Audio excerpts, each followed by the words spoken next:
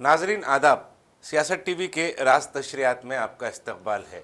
आलमी, कौमी, इलाकाई ताज़ा खबरों और नए मौज़ूआत के साथ मैं सैयद इस्माइल ज़बीउल्लाह और मेरे हमरा सीनियर सहाफ़ी सज्जादुल हसनैन आपकी खिदमत में फिर एक मरतबा हाजिर है। नाज़रीन, आज की शुरुआत करते हैं सुप्रीम कोर्ट के एक अहम फैसले से। सुप्रीम कोर्ट के एक अहम फैसले में वक्फ तरमीमी एक्ट के कुछ अहम नुकात पर स्टे दे दिया गया है। हालांकि सुप्रीम कोर्ट ने मुकम्मिल वक्फ बिल पर तौक़ुफ़ देने, स्टे देने से इनकार कर दिया है, मगर चंद अहम नुकात है जिस पर सुप्रीम कोर्ट ने स्टे दिया है। इसी से हम आज की शुरुआत करते हैं। जी सज्जा साहब। यकीनन देखिए, एक बहुत जो है अहम फ़ैसला, हम इसको मान सकते हैं।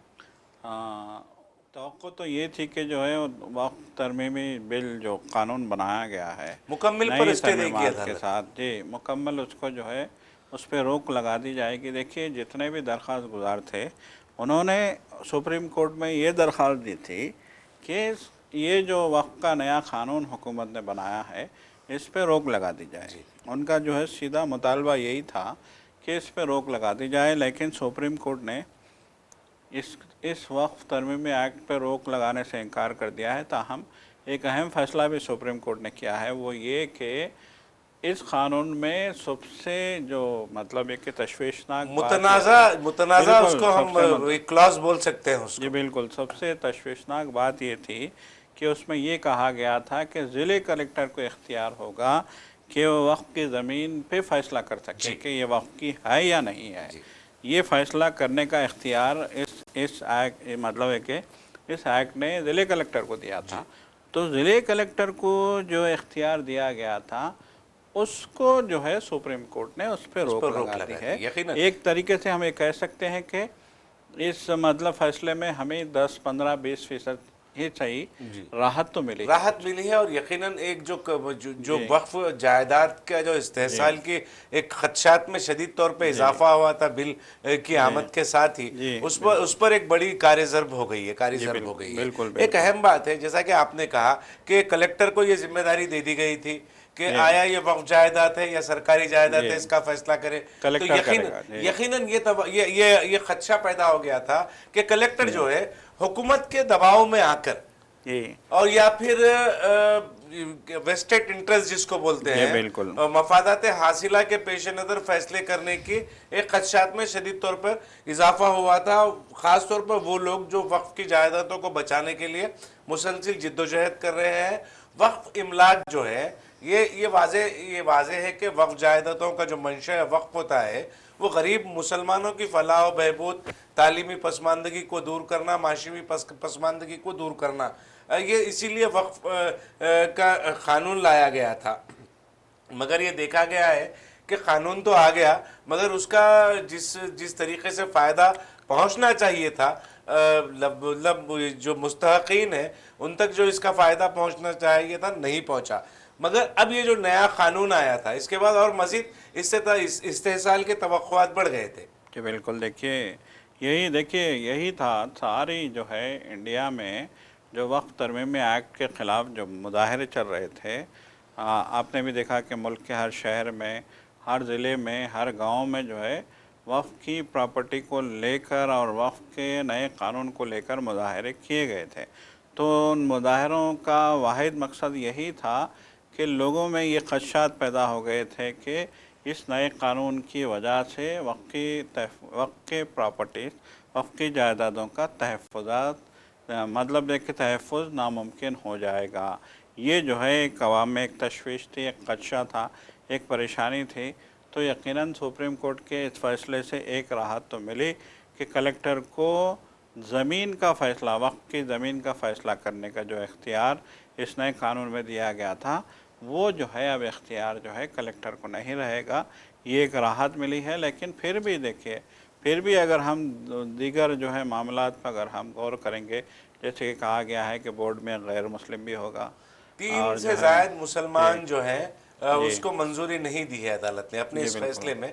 मैं वो पढ़ रहा था जजमेंट, सरसरी तौर पर मेरी नज़र गुजरी क्योंकि आपने उस नुक्ते को छेड़ा है। तो 3 से ज़ायद जो मुसलमान अराकीन है उसको ही मतलब उससे ज़ायद की मंजूरी अदालत ने नहीं दी है सुप्रीम कोर्ट ने अपने आज के फैसले में।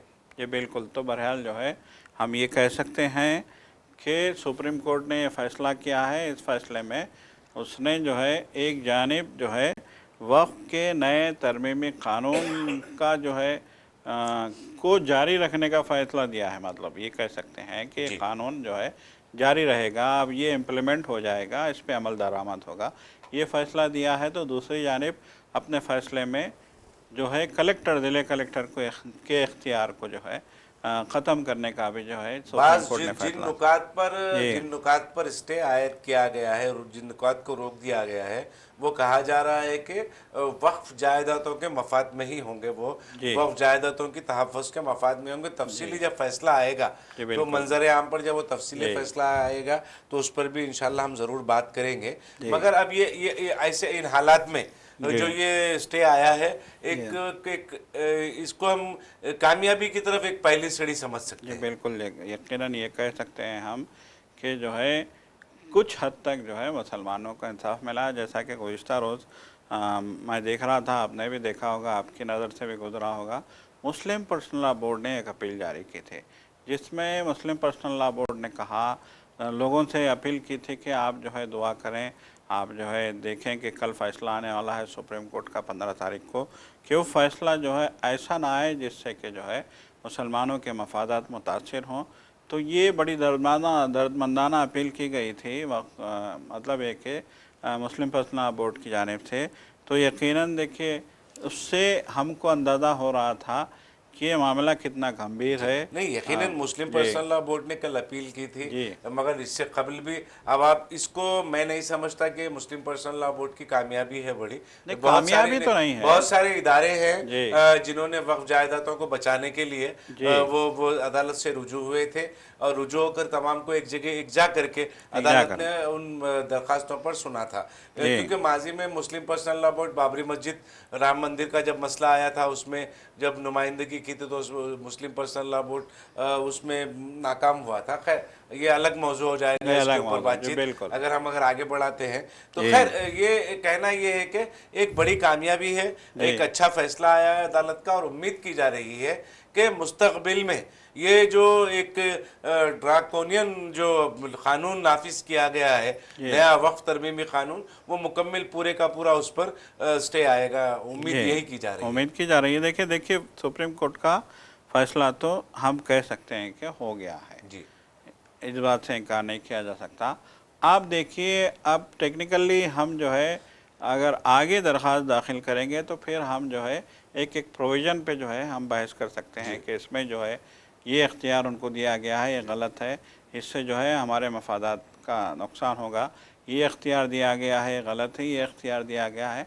तो बहरहाल हर इख्तियार को जो है पॉइंट टू पॉइंट चैलेंज करने का मौका फराहम होगा, हम ये कह सकते हैं। यकीनन मौका फराहम होगा। अब देखिए जो माहिरीन है, माहिरीन क़ानून है, ये इस बात पर भी गौर कर रहे होंगे, क्योंकि कुछ हद तक कामयाबी मिली है, 20-25% कामयाबी हमें मिली है। तो और मज़ीद जो है इस कामयाबी को 100% करने के लिए माहिरीन क़ानून जो है उनके पर भी ये जिम्मेदारियाँ आयद होती हैं, और तमाम पहलुओं पर गौर करें, और किस चीज़ में ज़्यादा नुकसान वक्फ जायदादों को किस कानून के ज़रिए, किस ज़ुमरे के ज़रिए होता है। जैसा कि आपने कहा, ये सेक्शन मुख्तलिफ जो सेक्शन है उसको ज़ेर बहस लेकर आए, और अदालत को क्लियर जो मैसेज पहुंचता है एक कानूनी कार्रवाई का, उसके ज़रिए से पहुंचा कर आप जो है वक्फ की जो मुकम्मल जो बिल है उस पर भी रोक लगाने की कोशिश कर सकते हैं। जी बिल्कुल, यकीनन के जो है इस पे रोक लगानी ही चाहिए, क्योंकि बीजेपी की नीयत साफ़ नहीं थी।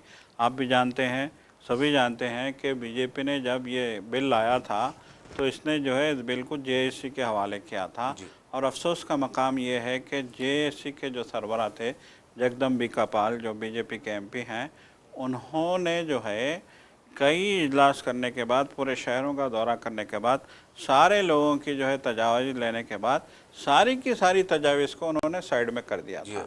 और देखिए आपको याद होगा कि जो है जब फाइनल मीटिंगें चल रही थी जेएसी की, तो उसमें हाथापाई तक नौबत आ गई हाथापाई की नौबत आई, और जो अपोजिशन से जिन अरकान को शामिल किया गया था उनकी बात सुने बगैर, उनसे बिल्कुल उनके मशवरे करे मशवरों हुए को मुकम्मल नजरअंदाज करते हुए ये जो जेपीसी की रिपोर्ट है वो तैयार की गई है। पार्लियामेंट में भी ये बात सामने आई, अरकान जो अपोजिशन से जेपीसी में शामिल थे उन्होंने खुलकर पायवान पार्लियामेंट में, पार्लियामेंट के अंदर और बाहर मीडिया के सामने उन लोगों ने ये एतराफ किया था कि हमारी बात को नजरअंदाज किया जा रहा है। देखिए बदनीयती जाहिर हो रही थी कि जिन लोगों ने एतराज़ किया उनको जो है उन्होंने कमरे से बाहर कर दिया था। जेएसी के सरबराह ने जगदम्बिका पाल ने उनको बाहर कर दिया। फिर इसके बाद इलेक्शन हुआ। मतलब है कि जो जो मुखालिफत कर रहे थे और उनकी मुखालिफत दलाइल से भरपूर थी। ऐसा नहीं है कि जो है बिल्कुल अंधी मुखालिफत नहीं थी, दलीलों के साथ, नुक्तों के साथ उन्होंने जो है मुखालिफत की थी कि ये पॉइंट नाकाबिल कबूल है, ये जो है आपका जो पॉइंट है नाकाबिल कबूल है, ये पॉइंट नाकाबिल कबूल है। तो दलीलों के साथ लोगों ने मुखालिफत की थी, लेकिन जिन जिन लोगों ने मुखालिफत की थी उनको कमरे से बाहर कर दिया गया मार्शल को बुला के, और फिर जो है बंद कमरे में जो हामी थे, मतलब एक जब उन्होंने जो है नदाई वोट लिया इस बिल पे, तो उसमें हामियों की तादाद ऑटोमेटिकली ज़्यादा थी। तो फिर उसके बाद उन्होंने कहा कि इतने नंबर पे इतने नंबर से ये बिल जो है पास हो गया है, और फिर एक जो है नया ड्राफ्ट बनाया गया, उस ड्राफ्ट को जो है पार्लियामेंट में पेश कर दिया गया था। किरण रिजिजू जो अक़लियती उमूर के वज़ीर भी हैं, पार्लिमानी उमूर के वज़ीर भी हैं, उन्होंने इतने जोश व जज्बे के साथ पेश किया था जैसे जो है इस बिल के ज़रिए मुसलमानों की जो है तरक्की, मुसलमानों की माशी हालत सुधारने के लिए पूरे बेताब हैं, ऐसा महसूस हो रहा था। हम पार्लियामेंट में देख रहे थे। ये वतीरा रहा है बीजेपी गवर्नमेंट का, एनडीए गवर्नमेंट का। 3 तलाक बिल जब आया तो उसमें मुसलमानों के फ़वाइद उन्होंने जाहिर किए। मुसलमान अब वक्त तरमीमी बिल लाया और उसमें भी मुसलमानों के फ़वाइद का इजहार करते हुए, बयान करते हुए उन्होंने इन दोनों बिलों को न सिर्फ पेश किया और पार्लियामेंट में मंजूर भी करवाया। मगर दोनों के जो मुज़िर असरात हैं, 3 तलाक के भी जो मुज़िर असरात हैं वो नुमाया हो रहे हैं, मुसलसिल सामने आ रहे हैं, और उससे ख़वातीन जो हैं उनको कितनी परेशानियों का सामना करना पड़ रहा है। ये अलग तवील हो जाएगी गुफ्तगू। तो ये जो सिर्फ मुसलमानों को फ़वाइद पहुंचाने के नाम पर बिल तो लाते हैं, मगर उसके पसे पर्दा जो है टारगेटेड काम किए जा रहे हैं। हम उसके पसे पर्दा जो है वो सिर्फ और सिर्फ टारगेट जो है हदफ बनाकर काम किया जा रहा है, और हदफ के जरिए से जो है मुसलमानों को नुकसान पहुंचाने का ही काम किया जा रहा है, खा वो माशी तौर पे हो, समाजी तौर पे हो या सियासी तौर पे हो। सियासी तौर पे बहरहाल जो है यकीनन आपने जो है 3 तलाक बिल की बात की तो मुझे याद आया कि उस वक्त वज़ीर क़ानून हुआ करते थे, नाम याद नहीं आ रहा उनका, वज़ीर क़ानून बिहार के लीडर बीजेपी के, बड़े लीडर बिहार के बीजेपी के, तो उन्होंने वो बिल पेश करते हुए पूरे जज्बे से कहा था पार्लियामेंट में कि हम अपनी मुसलमान बहनों के लिए काम कर रहे हैं। उनको मुसलमान बहनें याद आ गई थे उस वक्त, वरना तो मुसलमानों से जिस तरह के जो है उनका रवैया है, तो वही मतलब ये कि क्या जो है इनको ऐसी जज्बात हैं, क्या इनको जो है ऐसी मुसलमान बहनों के लिए इंसाफ का ख्याल आया कि उन्होंने जो है 3 तलाक बिल पार्लियामेंट में पेश किया और उसको मंजूर भी करवा दिया। तो मतलब लोगों ने कहा कि ऐसा मालूम हो रहा था ये बिल जो भी पेश हो रहे हैं, चाहे वो 3 तलाक बिल हो, चाहे वक्त तरमीमी बिल हो, ऐसा मालूम हो रहा था ये पूरे इंडिया के मुसलमानों की फ़िक्र इन्हीं को लाहक है।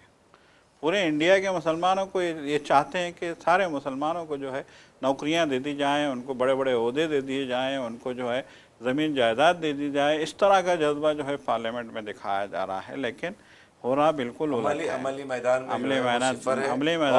अमली मैदान में ये देखा जा रहा है कि जो भी क़वानीन लाए जा रहे हैं, जो भी इक़दाम उठाए जा रहे हैं, उसमें मुसलमानों को कमाशी तौर पर, समाजी और सियासी तौर पर कमज़ोर करने का ही काम किया जा रहा है। सज्जाद साहब, अब आप देखिए वज़ीर आज़म नरेंद्र मोदी कल आसाम में थे, उन्होंने एक तकरीर की, वहाँ पर तकरीर में ये कहा, अब इससे पहले भी हम इस पर बात कर चुके हैं, ये कहना है कि वज़ीर आज़म जो है वो इस तरीके का बयान कैसे दे सकते हैं। वज़ीर आज़म ने कहा कि कांग्रेस जो है वहाँ पर आसाम में पाकिस्तान से की जो पैदावार है दहशतगर्दी की, उसका तहफ़्फ़ुज़ कर रहा है। बिल्कुल। और आप ये कह रहे हैं कि आसाम में रहने वाले वो लोग जो कांग्रेस की हिमायत करते हैं, कांग्रेस को वोट देते हैं, वो पाकिस्तान की उगाई हुई दहशतगर्द है। जी बिल्कुल। आप बाज़ाब्ता वज़ीर आज़म नरेंद्र मोदी मुसलमानों को निशाना बना रहे हैं। बिल्कुल बिल्कुल। वहां पर आसाम में जो है वो मुसलमानों को ये कह रहे हैं कि पाकिस्तान की उगाई हुई दहशतगर्द है ये। जी बिल्कुल, सीधे मानों में उन्होंने जो है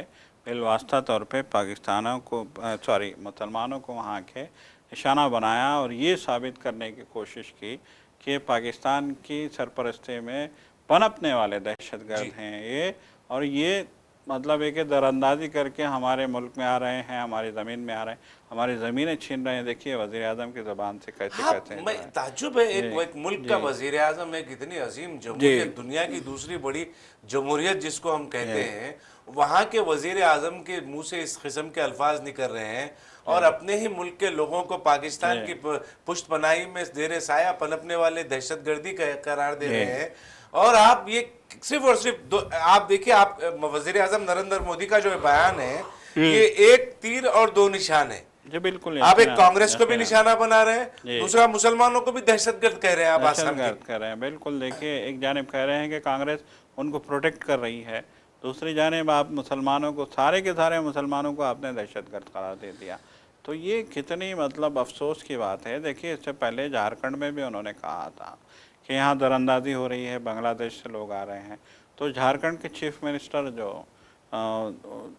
जो मौजूदा चीफ मिनिस्टर हैं, उन्होंने जो है मजाक उड़ाया था और कहा था कि ये तो होम मिनिस्टर का काम है कि कौन जो है थरा दुबूर करके आ रहा है। कमाल की बात ये सच्चा साहब, आप बगैर किसी राय के, अपोजिशन की राय के लिए बगैर आप बांग्लादेश की वजीर आजम को जब मुल्क से वो फरार होती है तो आप अपने पास पनाह देते हैं। बिल्कुल, आज तक पनाह में, आज तक आपकी पनाह में, आज तक आपकी पनाह में वो है शेख हसीना, और आप बांग्लादेश से उन लोग घुसपैठिया कहते हैं। हालांकि आप जो घुसपैठ की जो बात कर रहे हैं वो बिल्कुल बेबुनियाद और इल्जाम है। जी बिल्कुल। और जैसा कि झारखंड के चीफ मिनिस्टर ने कहा कि ये काम वजीर दाखिला का है, वजारत दाखिला का है। वजारत दाखिला इन तमाम चीजों पर नजर रखने की जिम्मेदार है और वही इसके खिलाफ कार्रवाई करने की भी जिम्मेदार है। उन्होंने यही कहा था, चीफ मिनिस्टर सोरेन ने कहा था कि ये कैसा वजीर आजम है जो ये कह रहा है झारखंड में खड़े होके कि बांग्लादेशी दरअंदाज यहाँ पे आ रहे हैं,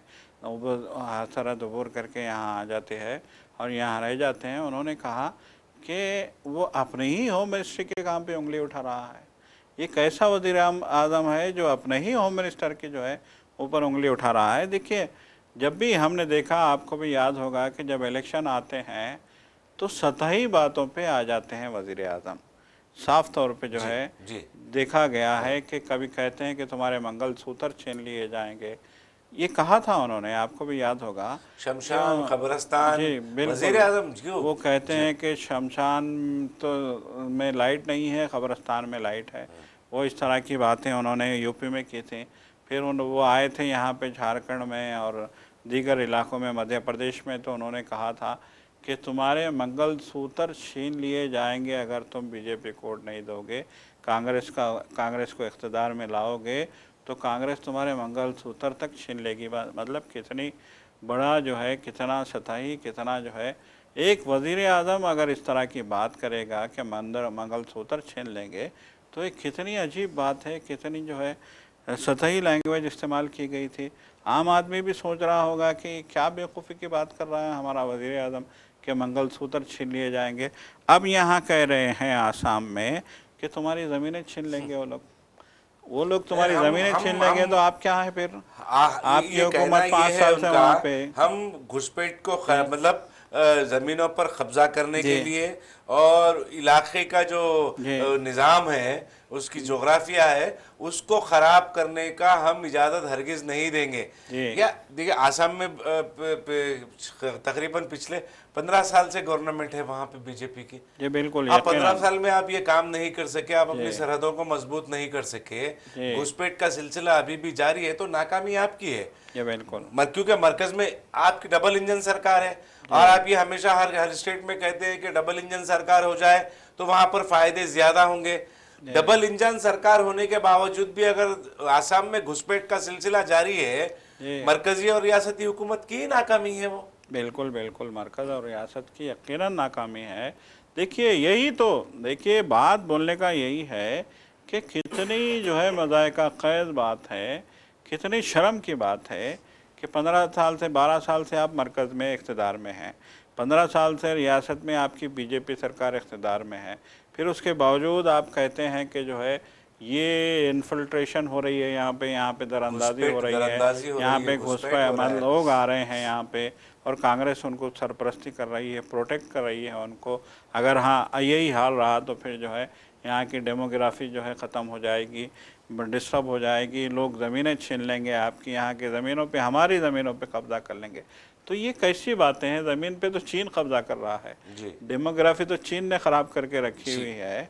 आप देखिए कहाँ हिमाचल मगर देखिए वज़ीर आज़म नरेंद्र मोदी का मसला ये है कि उन्हें जो है चीन की दुश्मनी नज़र नहीं आती। बिल्कुल पाकिस्तान की दुश्मनी पाकिस्तान की नज़र आती है, बांग्लादेशी नज़र आते हैं, मुसलमान नज़र आते हैं। क्योंकि ये दो ममालिक जो है, वो बदकिस्मती है हिंदुस्तान के मुसलमानों की कि ये दो पड़ोस के ममालिक जो है वहाँ पर मुसलिम हुक्मरानी है। अगर चाइना में भी मुस्लिम हुक्मरानी होती तो फिर हो सकता था कि वज़ीर आज़म को चाइना की भी दुश्मनी नजर आती। इसी वजह से चाइना की दुश्मनी नजर नहीं आ रही है, बांग्लादेश और पाकिस्तान की ही दुश्मनी नजर आ रही है। जी बिल्कुल। देखिए नेपाल में इतने हालात आ गए, इतना वहाँ पे जो है एक नई हुकूमत बन गई, एक बहुत बड़ा इनकलाब आया वहाँ पे, एक बहुत बड़े जो है खौफनाक हालात पैदा हो गए थे, लेकिन वज़ीर आज़म ने उस पर भी उनको कोई फ़िक्र नहीं हुई।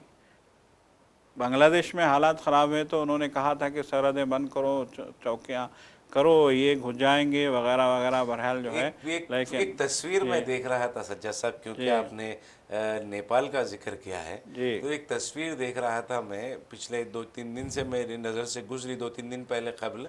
एक तस्वीर में पहले ज़ी जो है चाइना के जो सदर है उनकी एक तस्वीर है, पहले वो इमरान खान से मुलाकात कर रहे हैं, फिर उसके बाद उन्होंने श्रीलंका के वज़ीर आज़म से मुलाकात की, और फिर शेख हसीना से उन्होंने मुलाकात की, और फिर नेपाल के सदर से उन्होंने मुलाकात की, और आखिर में वज़ीर आज़म नरेंद्र मोदी से उन्होंने मुलाकात की। तस्वीरें बिलतरतीब लगी हुई थी।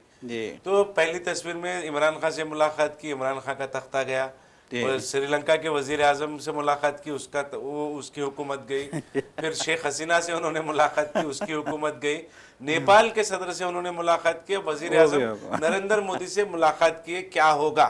एक सवाल के साथ मैंने तस्वीर देखी, हालांकि थोड़ी मज़ाक़ा ख़ेज़ है, मगर इस पर संजीदगी से गौर करने की, सकता है संजीदगी से हुकूमत को गौर करने की ज़रूरत है, क्योंकि आप जो है वो तासुब का चश्मा पहनकर अगर घुसपैठ, दरअंदाजी, दहशतगर्दी को देखेंगे और फिर गैर मजाज कब्ज़ों को अगर आप देखेंगे सरहदी इलाकों में, तो आपको लगेगा, वो चश्मा उतारेंगे आप तासुब का, तो आपको लगेगा कि चाइना की जो दरअंदाजी है, चाइना की जानिब से की जाने वाली जो दहशतगर्दी है, वो पाकिस्तान और बांग्लादेश की दहशतगर्दी से बहुत बड़ी है।